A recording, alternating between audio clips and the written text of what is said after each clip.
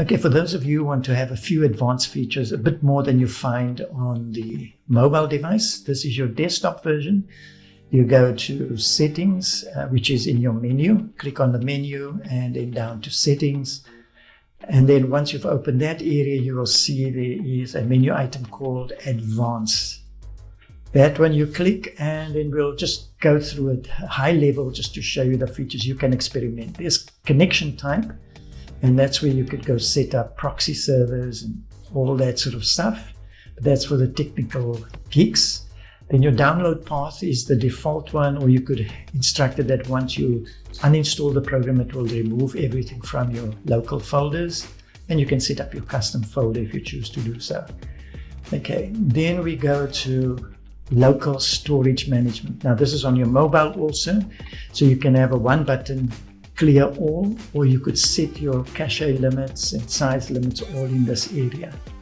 Okay, self-explanatory. Then you can say, okay, with downloads now, this will show you what you physically have downloaded onto your computer, not the stuff that's in the cloud. This one asks for path every time you want to download a file. I make sure that is on because then I can put it into specific files when I download from my Telegram. Automatic media download. Here you have the ability to set your limits to enable and disable certain stuff for it to be automatically downloaded. That's in private chats, it works in groups the same, and it works in channels the same. You have pretty much all these features on your mobile device also. The next one is your system integration. That's if you want to show it on your system tray or on your taskbar. You can make it appear there or disable it appearing on your taskbar. Then use system frame. This is just, you look here on top, there's a blue frame. If I disable that, it will take Telegram's frame on there. That's just using Windows 1. Then you can place Telegram in send to menu. If you've got something and you want to send it to somebody, it will enable that. Launch Telegram when the system starts and minimize. You can do that also.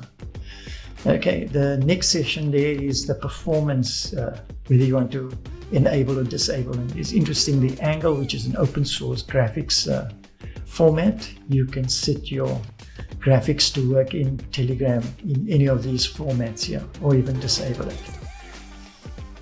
Great stuff. So yeah, use the system spell checker. That by default, we put that on. Update automatically, and if you want to run the beta version, it's up to you. Then if you check for updates, it will check and it says you've got the latest installed. Here's a nice feature. If you export also, you can export all the different videos, photos, your chats, everything. You can export it as one export from Telegram.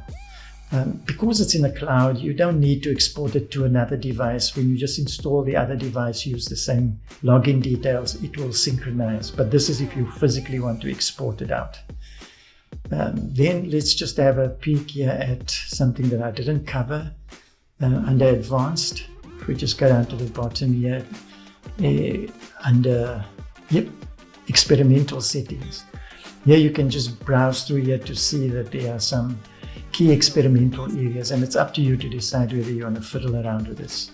But for geeky persons and for people who want to fiddle with technology, these are really cool features that you have access to in addition to the conventional that we utilize on our mobile devices.